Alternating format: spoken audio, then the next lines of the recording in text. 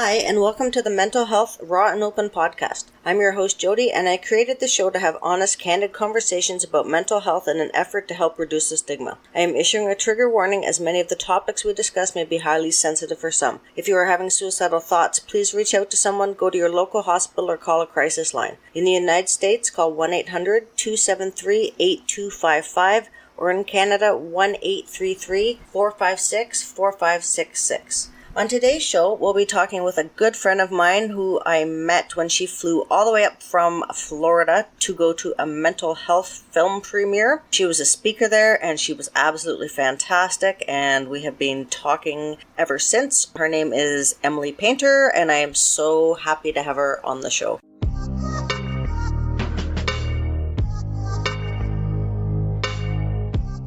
Today, hi Emily, how are you? I am good. How are you? I'm good, honey. How are things in Florida? Things are hot. Yeah, you must be. We're got our summer here finally. So is it humid as well down there? It is. Yeah. So tell me a bit about yourself. You have had a pretty interesting life. Yes, I have. So, oh my gosh, where should we start? So I guess we'll start at the beginning of my journey with chronic pain. Yes. So 9 years ago, as of June 6th of this year, I fell down a flight of concrete stairs and it crushed my spine, hips, and sacrum. So it was a pancake injury, and my lumbar area was severely affected from the levels of L3 downward. So L3-4, L4-5, and L5-S1 were all immediately herniated. And then I also developed severe traumatic arthritis. So lots of little spiky bones developed probably within only about 3 months of the actual injury, the accident date. And so all of those little spiky bones like to, grind on nerves and all of that. So you got that going on, the herniations that are, were impinging nerves. And then my sacrum, so my SI joints, I know a lot of people in the chronic pain community know about SI joint dysfunction. I know what they are. Yep. And I've got both of those that are about 30 years older than what I am due to my accident. So they got smashed, the injury as well. So I deal with a lot of lumbar into the sacrum pain, and I have permanent nerve damage. So all of that, was that injury on June 6, 2010 was the catalyst for, my life as it is now. So how long were you in the hospital for? The initial injury day, I was only in the ER for a few hours. And so unfortunately, it was workers' comp. Oh my gosh. I feel a lot of people that have, really had a lack of care were in the same boat as I was. That people, originate with a workers' comp injury that is downplayed and dismissed until, unfortunately for myself, it got to the point where I literally could not walk. So they let the injury go for 4.5 years. Oh my God, you could have been paralyzed, eh? Like one wrong little move to the wrong way. Yes. So I'll get to how close that was to actually being paralyzed. So whenever I finally got to the point where my condition was deteriorating so badly and so quickly, I decided to settle my work comp case, because if I did not, then there was really no hope for me at that point. My quality of life was diminishing by the day. And all the while I'm doing this, I'm working hard in my field. I'm finishing residency, which I am a prosthetist orthotist, make prosthetic legs, and orthotics is rehabilitation, bracing of the body for muscular. The coolest job ever, by the way. Thank you. So, I'm doing this, unfortunately, extremely physical work. And my condition was just deteriorating by the year and eventually by the day. And so I, made the hard decision to go ahead and settle. Once I settled, I found my neurosurgeon, God bless that man, and his name is Dr. Robert Masson, and he's with the Neurospine Institute in Orlando, Florida. And he took one look at my case. At the time, I think I was 28 when I met him. Yeah, I was 28 when I met him, and he looked at the history of my injury, and he knew immediately that due to it being such a traumatic and different type of back injury. It's not like it was a degeneration of my spine. It was an injury that then caused this, and this. So he actually ordered a weight-bearing flexion extension MRI, and Wow. which was excruciating. Yeah, I can imagine. So they put you in this little cubby, and you have to sit perfectly still, and then you have to bend forward and bend back. So I had the imaging done, and whenever that image, once we got that, he was able to determine the culprit, the main culprit for what was going on was that I had what is called a retrospondylolisthesis of L5 onto my S1 sacrum. What that means is that my L5 vertebrae, which is the last vertebrae in the spine, was dislocated backwards onto my sacrum. Oh my God. And it was impinging my spinal cord. So that was why I would take, at this point in my journey, I could take 2 steps and fall. I was 28 years old, and I was using a cane or a wheelchair Wow. by this point because things had deteriorated so badly. So whenever he saw that, even though my condition was bad, we wanted to make sure that we planned the surgery as well as we could so that I would have time dedicated to healing. So we made the decision also at that time that even though we knew that there were that L3-4 and L4-5, the levels above the worst level, which we now knew, what the worst level was, we knew those levels were affected, but we were really hoping against hope that fixing L5-S1 was going to give me substantial relief. And at the very least, it was going to save me from potentially being paralyzed. Yeah. So we made the decision that we were only going to address L5-S1 with a spinal fusion. So Okay, at that point, I had gone 4.5 years with every single medical professional telling me that there was zero that they could do for me. No type of surgery would work. I had been through the ringer of all of the pain management procedures, all of their facet joint injections, epidural injections. I don't even know how many epidural injections I ended up trying, just out of sheer desperation. And so I got to now my surgeon saying, oh yeah, you definitely need surgery and you need a spinal fusion. And so that alone was a massive blow emotionally and mentally, where I had to actually go through a period of acceptance that a spinal fusion was the only thing that I could hope to, basically treat my condition the way that it actually needed to be treated. Now, did they add any hardware when they're doing it, or they just literally fuse the bones? Oh no, I have a cage, I have rods and screws in my Yeah, spine. okay, yeah. So, and then they take bone putty and Yeah. put that in a cage in between the 2 vertebrae. So the spinal fusion, I had to accept that's what needed to happen. So that was in November, and that was November of 2014, and we scheduled my surgery for February 3rd of 2015. So that way I could finish up all of the cases that I was working on at work and prepare for a massive surgery. Mm-hmm. So fast forward to surgery day, and at that point I was at peace, and I was really, really excited and hopeful that this was going to be it. I was going to get my life back.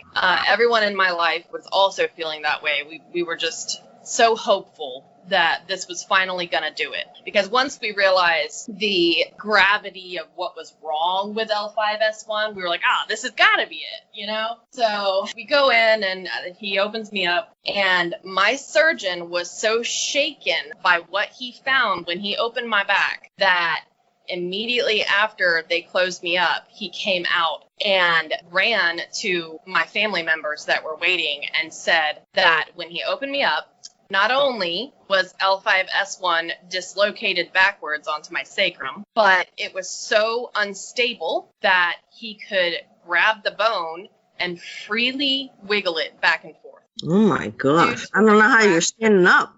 Exactly. And then it gets better.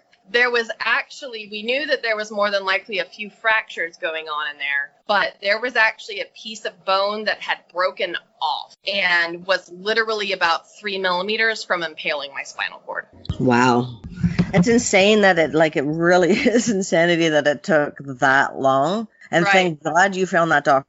Yes. And so without Dr. Masson stepping into my life, there's a very real chance that I would be paralyzed from the waist down right now. That's incredible. So he saved my life in that sense. And yeah, we were, recovery from the spinal fusion was horrific.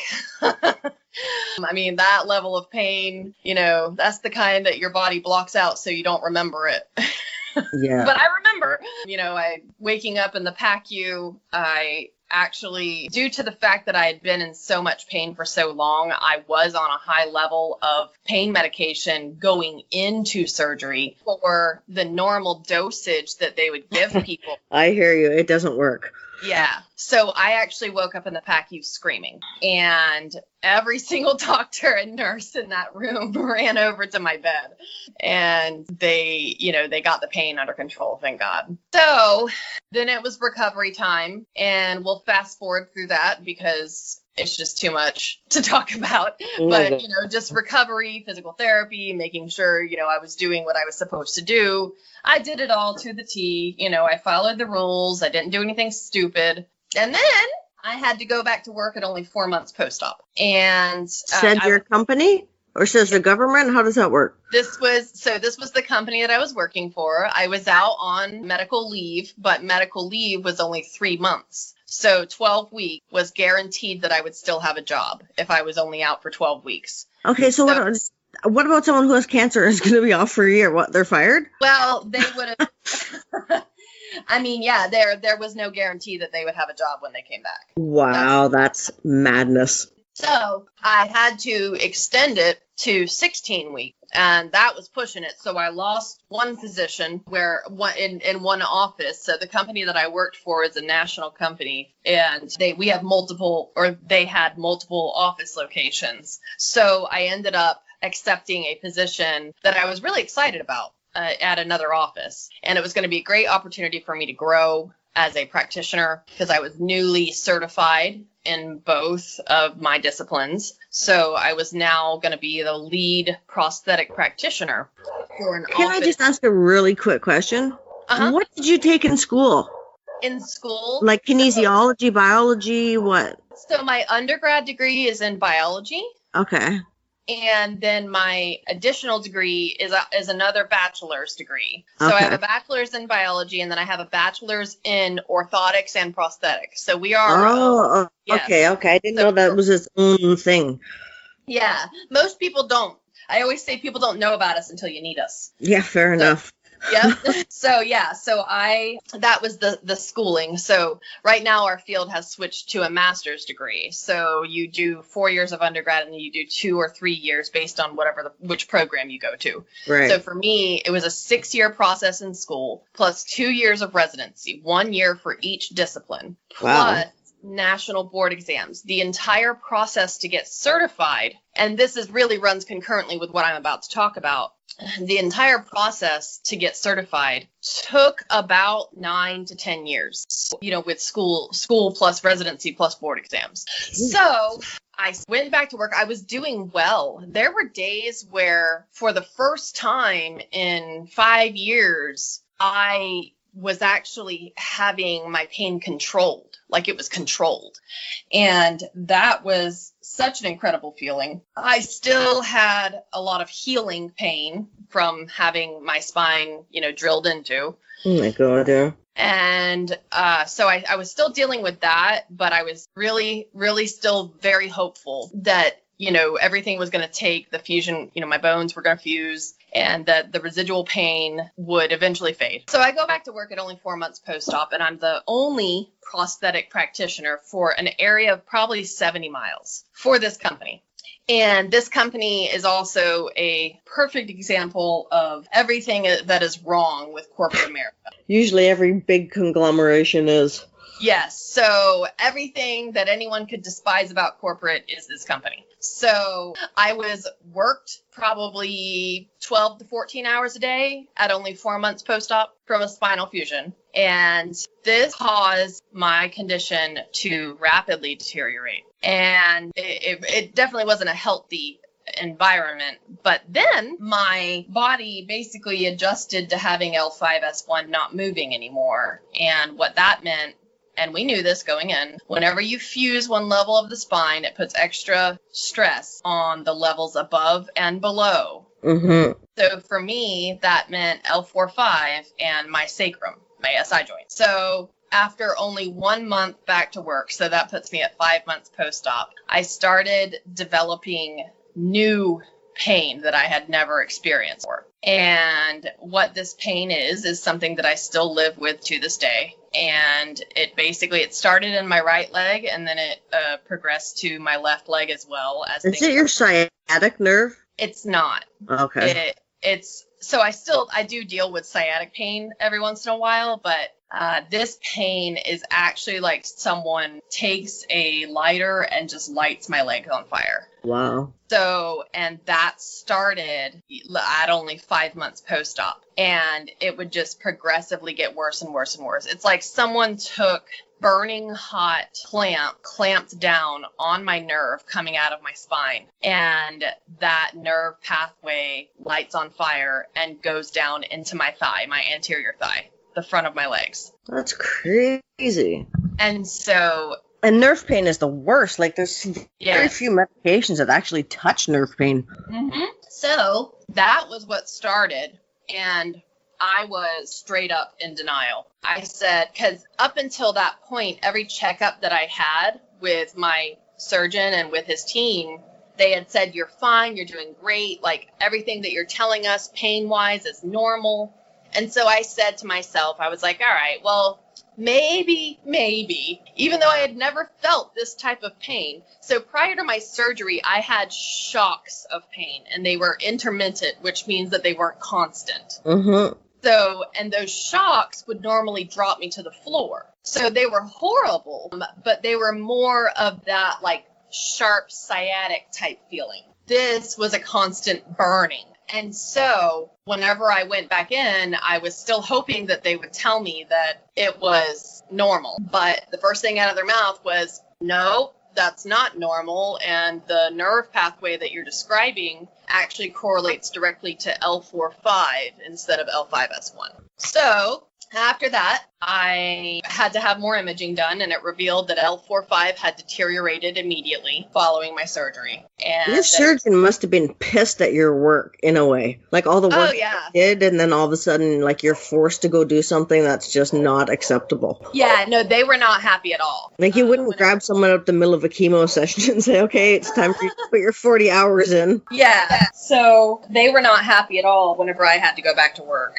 But the nature of what happened to my spine happened anyways because of the instability that we then found after months and months of saying, okay, what's going on with Emily? Why are we having this intense nerve pain? Doing all these imaging studies. And I was devastated after that appointment. There's no words to describe that feeling other than complete and utter devastation. And because I was so hopeful that my fusion was going to be it, that was how I was going to get my life back. And now I was being told that, sorry, but worst case scenario just happened. Because we knew going in that worst case scenario would be that they fused L5S1 and that the damage done to the rest of my spine would be too much to, I guess, prevent something like this from happening, which was an immediate deterioration of the level above the fusion. Wow, never mind the pain and everything else. Your mental health must have just dropped, like plummeted. Oh, yeah. So this was when my battle with depression started. And this was summer of 2015.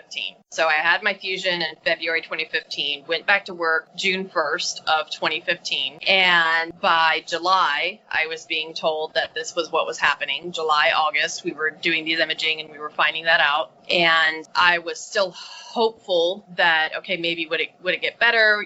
We tried nerve pain medication, Lyrica. Lyrica did nothing except for make my depression worse. I found out. Yes, I've heard that. Lyrica is, I don't know how much we can say about that sort of stuff. stuff, but Lyrica for me and for a lot of my friends that I know through the chronic pain community, Lyrica is a bad drug. But for some people, it works really well. My mom has fibro and rheumatoid, and it works perfect for her. Yeah, I think it's one way or the next. Like for me with mental health meds, if I take anything with an SSRI, and the first warning on the mental health label inside is like, oh, may increase thoughts suicide, that's me on every SSRI. So now I tried 10 of them. Oh my God. I'm on my 13th medication combination now. That seems to be somewhat working because they took me right out of almost every normal category of medicine and tried me on something a little off the wall. Wow. So I just kept saying to my psych, like, I'm just getting worse. It's like, I know, for the first little bit,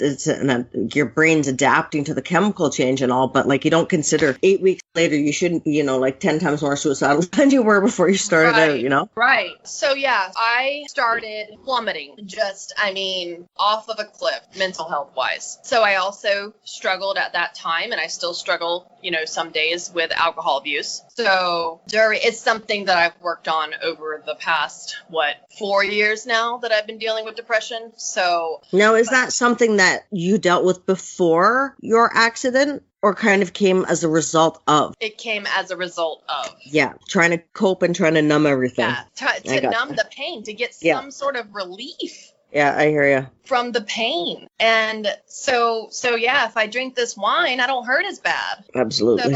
So let me just get into that unhealthy pattern.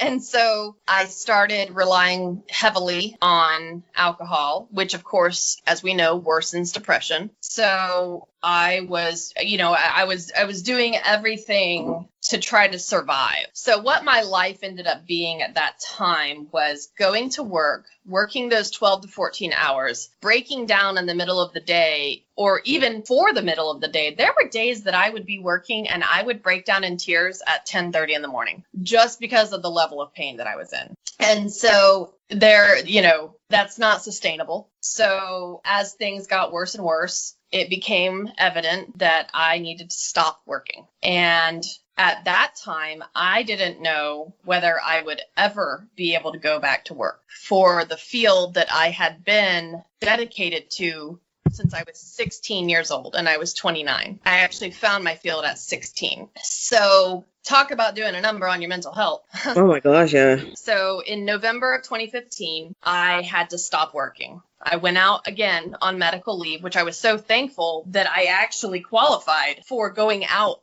in the same year. I was able to go out again on medical leave. So we went in somewhat hopeful that now we had to go through all of the pain management techniques again and treatment methods. So I had to go through another round of epidurals, and I was starting physical therapy as well. That was our plan. I just asked a quick question here. Yeah. I had an epidural once for surgery because, again, they had a pain management problem with my first one. So I woke up screaming as they were rolling me out of the ER. So I had an epidural on the second round, and for me anyway, I just couldn't feel anything in my lower leg. So it was like the blessed thing. How does an epidural work, and how do you still walk? Because it took me 12 hours to feel my toes. So an epidural for that.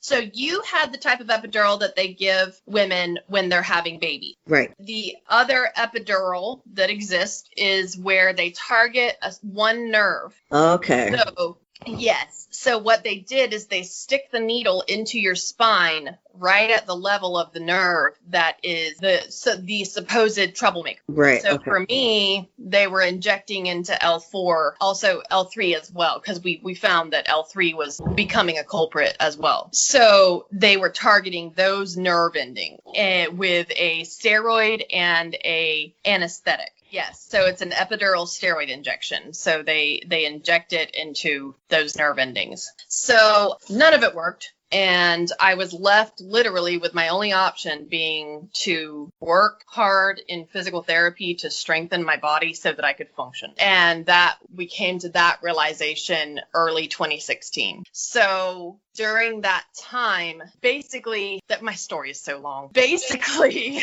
whenever I stopped working and I went for these pain management technique treatments and I started my evaluation of physical therapy, all of that was happening concurrently with with me deepening, worsening, worse and worse into depression. And it was a very, very dark time for me. And after everything was said and done regarding new imaging that was done on my spine and the fact that all of the pain management treatments were failing again, we came to the realization, and this is what I was told by my medical professional staff, which was that this is it. This is as good as it's going to get for you unless you work really hard to hopefully get stronger. Wow. And they were telling me, after going through a massive spinal fusion, they were telling me that my spine, the L3-4 and L4-5 were bad, but they were not bad enough to warrant going in again for surgery. So how bad did they have to get? Just like completely deteriorate so they're not there, or? Exactly. To warrant going back in at that time. Another thing that we found out, because at first they told me we're going back in,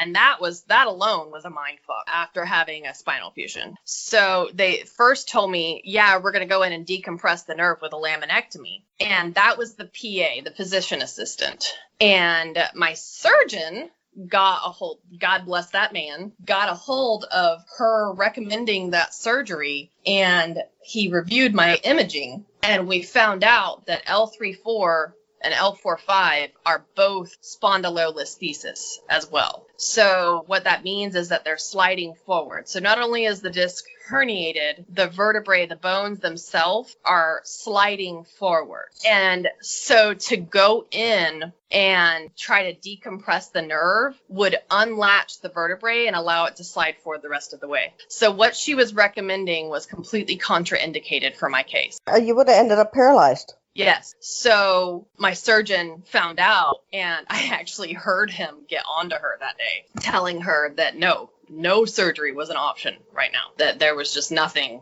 that could be done other than for me to tough it out until I couldn't stand the pain anymore. And it was completely up to me to work hard in physical therapy and get myself stronger, period. Well, you must have done so, because when I met you, you looked fantastic walking back and forth on stage giving a speech.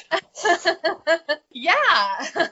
So I ended up having to be in physical therapy. That was running concurrently with physical therapy was also whenever I started seeing my mental health counselor for the first time. Oh, cool. I was going to ask if you went to see somebody or not. Yeah. So the catalyst for me, because everyone around me was telling me I was depressed, and this was my first time dealing with depression, so I didn't understand or realize what was going on. I just knew that I was devastated and I was emotionally unstable. Well, yeah, but who wouldn't be with a diagnosis like that, honestly? Right, yeah. So the really dark time that happened prior to me starting mental health counseling. So the house that I lived in had stairs. Ironically, had stairs. And one night I was drinking, and it was after finding out that there was nothing that could be done and that the horrific pain I was living with was what it was going to be until I got stronger in physical therapy. And so that night, so they were telling me that there was nothing that could be done because it wasn't bad enough. So I had a moment very quick where in my messed up state mentally, I said, well, what if I throw myself down the stairs and I make it bad enough? And that scared me so bad that thought entered my mind. Well, it's disgusting in society that it has to. It happens up here all the time with partial tears. Come back when it's fully torn. Okay, I'm just going to go to the parking lot and blow my knee out, and I'll be back in 10 minutes. Like, it's ridiculous. Yeah. So that was what crossed my mind. Okay, so once I had that very scary moment, it scared me sober in that moment, and I poured out every drop of alcohol that was in the house. Wow, good for you. Yeah. So, and then I cried, of course. So, yep.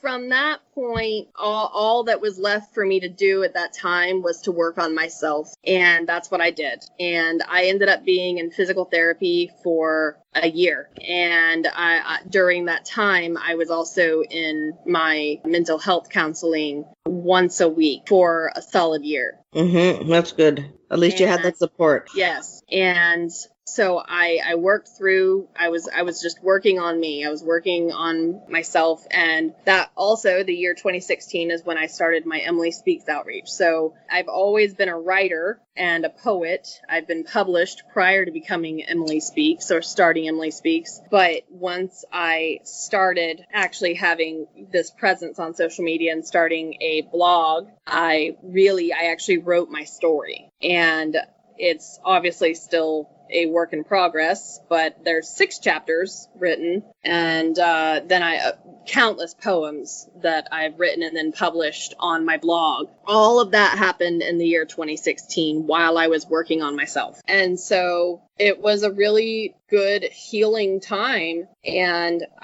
during that time, I was going through the process of trying to figure out whether I was actually going to be able to ever go back to work in my field. So I was still dealing with really a grieving process because I had to just give it up. And part of my journey is my faith in God. And whenever, like he likes to do, whenever I finally gave up every hope that I would ever be able to go back and work in the field that I had dedicated my life to since I was 16 years old, I literally relinquished all hope. Okay. So, and then literally within 2 days, I got a call to go back to work. From the same place or a new place? A new place. Okay.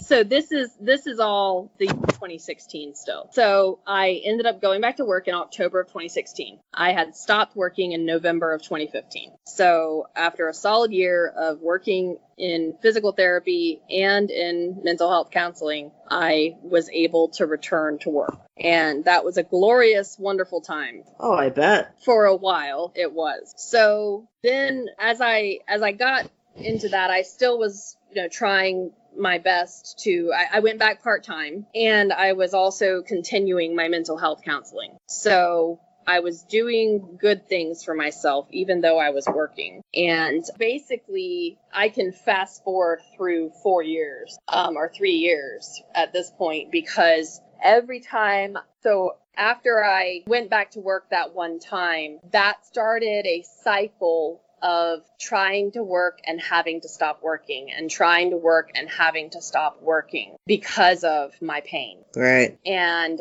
that continued. And, through one thing or another, I ended up, having positions that just didn't work out. It wasn't a good fit. I had to leave. I had to, resign, whatever. So that happened a few times. And so the next big thing that happened in my journey would be in April of 2018, so a little over a year ago, I was terminated from a job. And during that time, so I was living my life and I was working, but I was miserable because I couldn't keep up. I could not focus. I got to the point where I could not remember things. This was all stuff that started to crop up between probably December of 2017 all the way through into April of 2018. And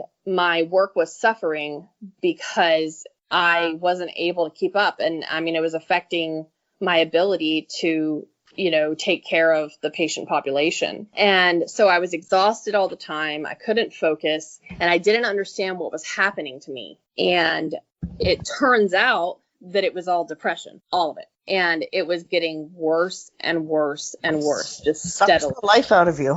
It does. And I had no clue, because it wasn't like I was sad. I wasn't feeling sad. I wasn't feeling the devastation and hopelessness that I had felt in 2015 when I had to stop working. It wasn't that type of depression. And so I'm going, okay, what is going on with me? And Alzheimer's runs in my family. So I'm sitting here going, okay, I can't remember anything. I'm 30. At that time, I was 31. And I'm going, do I have early onset Alzheimer's? What in the heck is going on? That was the point that I had gotten to where my memory was that bad. And that is something that is just doesn't work whenever you're a medical professional. It doesn't work for a lot of positions, but definitely not whenever you're responsible for people's well-being. Yeah. And so, it was a real problem, and it just got worse and worse. Also, during running concurrently to me struggling to work, my dog was dying. Worst thing ever. Yeah, so he had a progressive disease called Cushing's, and he was getting more and more sick. And essentially from the months of November of 2017 through April of 2018, I was up with him every night, like having a newborn. And I was struggling to get up in the morning, go to work, remember everything I had to do, take care of the patient population, come home, take care of a sick dog. At that point, I was having to cook for him and do all of this stuff just to make sure that he was okay. And so all of this perfect storm was brewing. And finally, in April of 2018, they let me go. And so I got fired on a Tuesday, and then my dog died on that Saturday. Oh my God. And I was a complete wreck. And so I basically, from that point, I didn't sleep for a solid 2 weeks. And if I did sleep, it was only for an hour or two at a time. I was having nightmares. It definitely wasn't a restful sleep in any way. And then during the day, I was laying in bed crying for the most part, or sleeping through the day. And I still didn't realize at that time that I was having the worst manifestation of clinical depression, that it was a spiral of clinical depression. I still didn't realize it. I knew that I was having, once I started like sleeping and crying all the time, I'm like, okay, yeah, I'm definitely depressed. But I was like, whenever you're in that state of mind, you're not in your right mind, of course. And so I went that period of time, about 2 weeks, and then the relationship I was in at the time obviously was suffering as well, and had been suffering for a while. And there was one night where we're having an argument, and something set me off worse than normal. And in that moment, I actually ended up blacking out. And I had never experienced a blackout from mental duress. And I don't remember what I said and did, but I remember that it ended with him basically putting me to bed and telling me I needed help. He was worried. And in that moment, so as I came back to reality after kind of blacking out for, I don't know, 5 minutes maybe, in that moment, I was suicidal. And so, because he had left me alone upstairs and everything, to try to calm down and everything. And so then I decided, well, I'm going to Google the quickest way to commit suicide right now. And in that moment, it was just, it's hard to talk about. So I understand. Yeah. Whenever you Google that, the National Suicide Crisis Line pops up. And so I called them, and they took me through my first time going through grounding techniques. And so the person on the other line, they told me, pick 5 things that you can see, whatever is see, touch, taste. And they grounded me so much that I literally fell asleep. Awesome. It brought me from a 10 to sleep. Perfect. Yeah. And so, yeah, that was the worst night of my life. And that happened, I believe, on a Thursday. And that following Monday, I admitted myself to a mental health treatment program. And I was not inpatient, so I went in for my assessment, and they decided that I would do the intensive partial hospitalization program. So what that meant was I had to go there every day, all day, and go through their program of helping dig you out of the hole that you're in, and teaching you all of the healthy coping mechanisms and how to deal with things, and then getting you the help psychiatrically and mental health counseling wise, because at that point it had been a long time since I had gone in to see my mental health counselor. And she had always told me, so part of the reason why, and this is a good thing to touch on, part of the reason why I didn't know that I was clinically depressed was because I had a mental health counselor who I would ask if she thought that I should go on an antidepressant, or do I need, or should I try that option, since all of this is going on and I'm still so overwhelmed and this, that, and the other. And she consistently believed and told me that she thought that I was only dealing with situational depression, which I now know that she was dead wrong. And, I have not been back to her. So, I got into this program and I was evaluated by both the mental health counseling team and the psychiatrist. And at that point, since I knew I was suicidal, I had to relinquish control, because I was one of those people that had seen the damage that antidepressants could do. And I knew a lot of people that had tried them and it had made them more suicidal. And I was terrified to go on one. But at that point, I had to completely relinquish control. And all I told the psychiatrist was, look, I've been against going on an antidepressant because of this, this, and this. But at this point in my life, I got to do it. Well, good for you. Yeah. And so I just completely relinquished control of my mental health treatment plan. I said, fine, whatever you think, I'm giving it up to you. Go for it. And they put me on Cymbalta, and I've been on Cymbalta since that time, April of 2018. Good. It works for you then. Good. It does. And it worked immediately, actually. Oh, awesome. Which is very rare. So after they put me on Cymbalta, the adjustment period getting used to it really sucked. My best friend lives there in Ontario. Oh, okay, cool. Yeah, it's Allison Cronbright. I think you're on Instagram, yes? Yep. Okay, but she's on Instagram. Her handle is Spoonie Alley. Okay. But she has Crips. Okay. Yeah, so we connected through my Emily Speaks outreach, and we've become best friends. Oh, so she has given me an insider's view of the Canadian health system. Yeah, it's not what it's cracked up to be. No, not at all.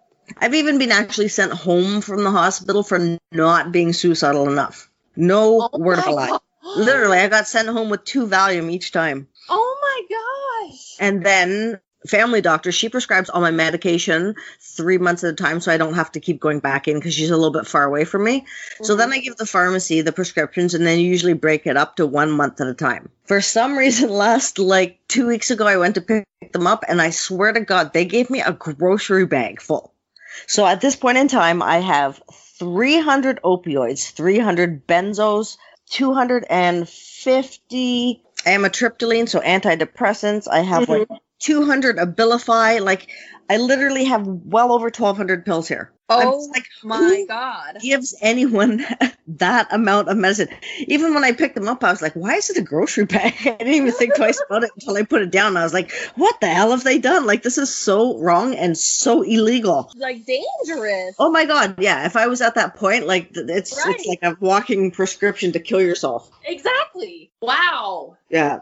I was flabbergasted. My dad was actually with me, and my dad was not a very good mental health supporter, but he actually kind of believed how sick I am, because he said, wow, that's a huge, I've never seen it. He said, I go to Florida for 5 months of the year and I don't take that much medication. And he's 73. So I was like, oh yeah, okay. Oh gosh. Crazy. Wow. That's crazy. So Emily Speaks, what the hell? When did you start that? Well, that was 2016. Yeah. 2016, whenever I wasn't working, for the first time. So, that was, when I started my Instagram, which is where I'm the most active. So all of my handles on all social media is at Emily Speaks 30. And I do have a WordPress site as well. Everything is Emily Speaks 30. So, I can send you that stuff. Yeah. So, stepping out and sharing my story, us talking about what happened in 2018 last year with me going into the mental health treatment program, this is only really the second time that I've publicly shared that. No, thank you. I feel honored. Oh, no problem. I think blessed with the ability to share freely sometimes, it is something that, because the way I look at it is, and this goes along with being, starting Emily Speaks, whenever we're going through these times, whether it's chronic pain or depression or whatever that you're dealing with, feeling alone, whatever, you want to be able technology can be our friend, and it can also be a horrible, horrible place. Mm-hmm. So when I personally was going through what I was going through, I just longed so badly for a place that I could go, a person that I could talk to that knew how I felt. And that was the reason I started Emily Speaks. You had no nerves about talking? Like, I mean, I obviously am well hidden behind here. I was hiding behind my writing. Will I do a YouTube channel? Probably not ever. I would love to be able to be brave enough. I have no problem sharing my story. It's the standing in front of however many people are there to say it. If I had blinders on and I could just read, talk my story without having to see anybody, but seeing the whole group, I just clam up. Right. And that's how it is for a lot of people. I have always been okay with public speaking. Like, oh, that's good. Good.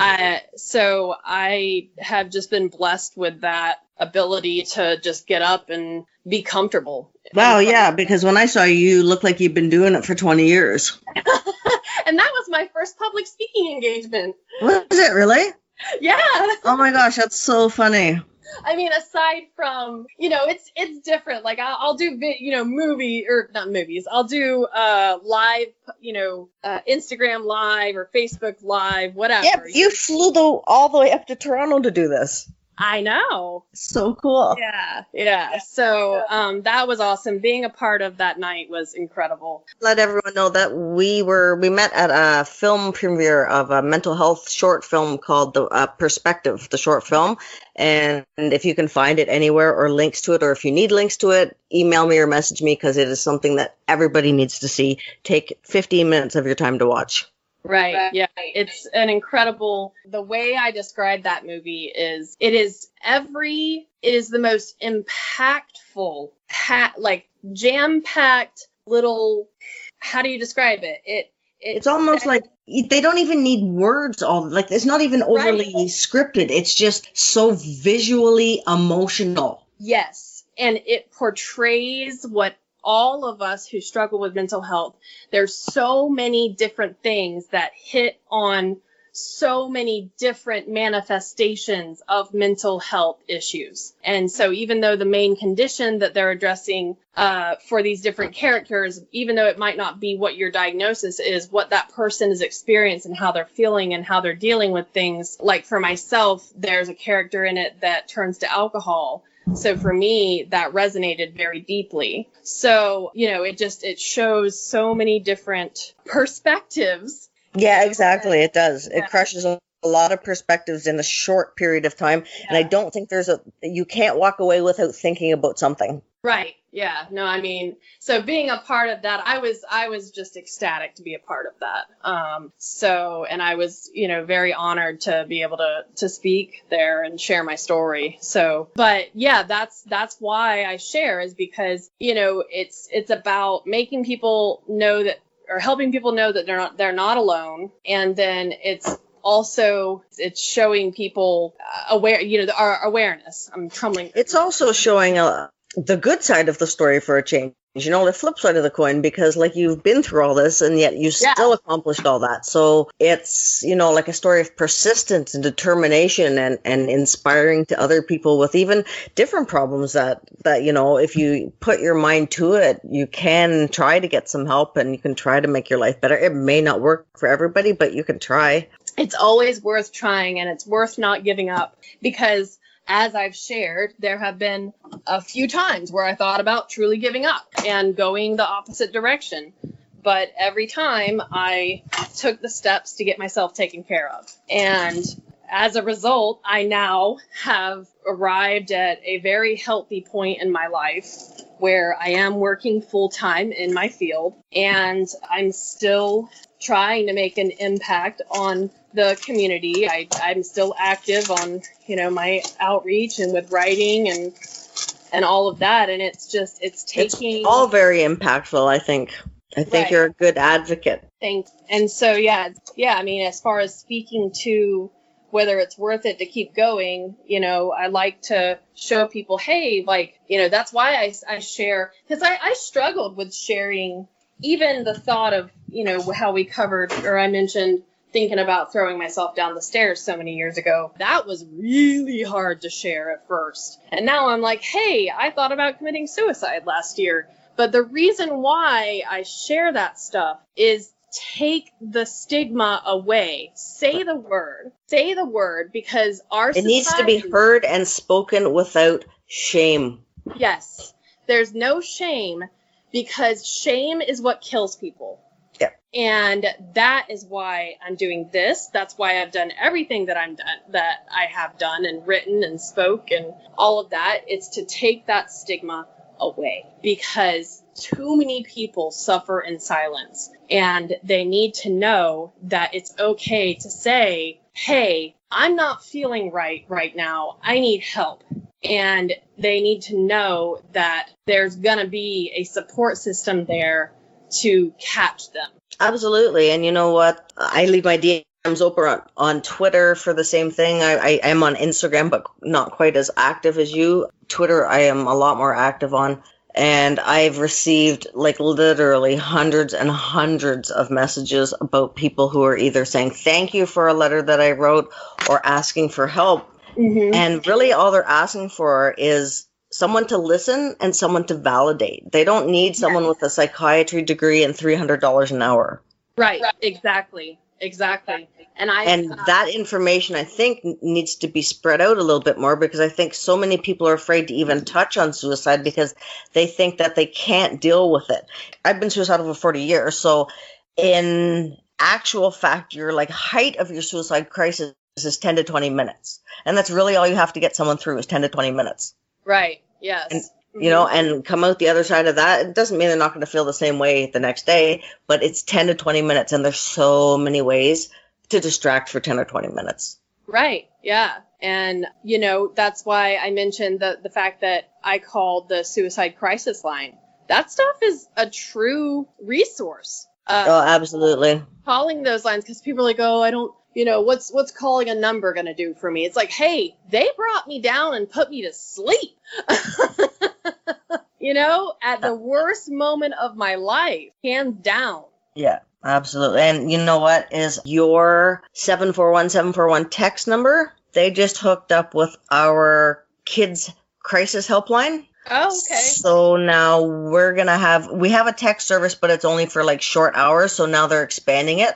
I'm going to try and run it for like 24/7. Yeah, that's awesome. I think a lot of people think, I mean, even one of my letters I wrote, some of them are so like the Canadian one's not so bad here. And the American one's probably pretty good. But the smaller independent ones, like the smaller ones in Toronto and something, they're too much of a fear of police for many people. And there's too much, because you're almost on guard of how you say what you have to say. You can never go in and say you have a plan. You can't say that you're active at this moment. Like there's so many things that you have to be guarded. And I don't think in that time of crisis is not the time that you need to be thinking about being guarded. No, it's not. And that's a real problem. I mean, I don't even know how to speak to that. That's so huge. Like, because it's like, how do you fix that? You know, it's like, I don't know. I can't imagine what kind of damage it would have done to me that night if I had been like carted away. No, I know. Yeah. Like, or we call it Baker acted. And that's whenever they call the cops. And they have them bring you to a mental hospital against your will. Yeah, in handcuffs like you're a criminal. Yes. So that's called Baker acted down here, at least in Florida. Unfortunately, it was named after a county here, only about 40 minutes away from me. Yeah. Stay out of there. We also have, I think, is it 3 or 4 prisons within that county? Maybe build a wall around that county itself, never mind across the border. Yeah, so, but anyways, that's neither here nor there. But, as far as people reaching out, and I'll say this here as well, like I say on my social media platforms, reach out to me. If I'm the person that you feel like you can talk to, it might take me a minute to respond sometimes, but I can't tell you how many people since 2016, the number, like you said, the number of messages that I have received from people reaching out, either thanking me for sharing my story, or since I do offer that, I say, hey, if you have no one else in your life that you can ask for help to either be a listening ear or to point you in the right direction to get some help, reach out to me. There have been so many people. It's phenomenal when you put your hand out, how many people will reach. Yes. And there's no fear. There shouldn't be, because I'm the one sitting here going, you and I are the ones that are sitting here going, hey, I've been there. You'll never be judged by me if you tell me your darkest moments, because I've had those and I've overcome them, and I still fight every day to battle against, my own mental health issues. But I've come out on the other side of some really dark times, and now I can reach back and grab the hands of the ones who are still struggling. Exactly. And you can grab them with empathy because you've been there. Yes, true empathy. And so I actually have a lot of people on Instagram that are in Canada, in all the different provinces. And I've actually called a psychiatrist in Canada for someone to see if because the thing about depression is that it's paralyzing. You don't want to have to make that phone call because it's too much effort. Yes. So I understand that. And so I made that effort for them. And I will give you, you tell me your zip code in the U.S. and I will send you a list of mental health counselors, or, mental health centers. We should one day we should just make a big list and get it collaborated. I'll get you all the numbers in Canada, and then I'll make a graphic for them and just keep posting them. Yeah, that would be great. And I know for me, in my darkest moments, if I had a group like that, I think that, because as much as we try to fight the shame and stigma, it's still there. And so I think that if someone knows that, hey, I can hop on here, or I can talk to so-and-so, or send them a message or whatever, that it's going to help embolden them a little bit, to move forward. Instead of being paralyzed by either fear or what have you. Yeah, exactly. And might I add, you are an excellent example of that. So I thank you for totally sharing your story, because so many people are going to be affected by it, and so many people, hopefully after they listen to this, you'll have some more people reaching out. They won't be afraid. Makes them a little more comfortable, Yeah, definitely. And I appreciate you wanting to even talk to me. So. Oh, of course. I'm not done with you yet. I'm just done with you for this episode, and then I'm going to come back and get you in a couple of weeks. Good. I think you have a lot inside to share, so I'd like to just continue to pick your brain. Yeah, absolutely. We can definitely do that. Awesome. That sounds great. So I'm going to go because my computer's at 8% and I don't want to cut you off in a rude manner. So I'm going to say thank you so much for your time, my dear. I appreciate it. And keep in touch, and we will chat again very soon. And obviously I'll send you all the links to this when it's posted. Okay. Okay, my love. Sounds good. Thank you. Take care. Okay, you too. Bye. Bye. Well, as we wrap up the show, I would like to give a special thanks to our guest, Emily Painter, for sharing her story and her time with us. If you enjoyed today's show, please make sure to subscribe to the podcast so you never miss another episode. If you have any comments or questions, or wish to be a guest on the show, you can message me at OneLastKick71 on Twitter, Jody BEE on Facebook, or through my website, jodybetty.com. Links can be found on the podcast website. Thank you so much for spending your time with us. Hopefully we can help to eliminate or at least reduce the stigma around mental health. Until next time, take care and be well.